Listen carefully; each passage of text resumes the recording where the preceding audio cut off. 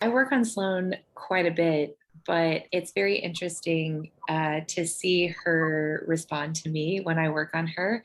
I take her to some other colleagues as well to get work done because it's kind of like when was the last time you listened to what your mom had to say when she told you what to do, right? So she kind of yells at me a little bit when I work on her. And when she gets work done by Dr. Nate or Dr. Nicole in our office, she just smiles at them the entire time and she yells at me when I work on her. So it's been really cool. I can see you know, it's also hard for me as a mom to kind of take my brain out of doctor mode or mom mode, it's hard to switch back and forth. It's really funny. She was just kind of fussy one day, and I went all like for 20 minutes of just like bouncing her and doing all these things. And then I realized that I could work on her.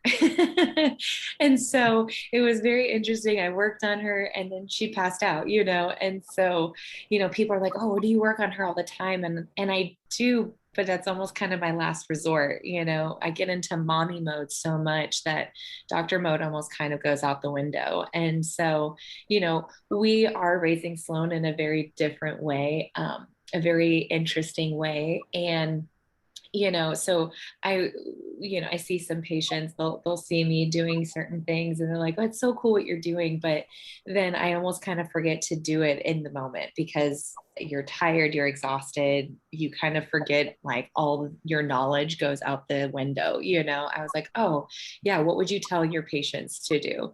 And so I have to be reminded of that. Paul reminds me of that daily. What would you tell your patients to do?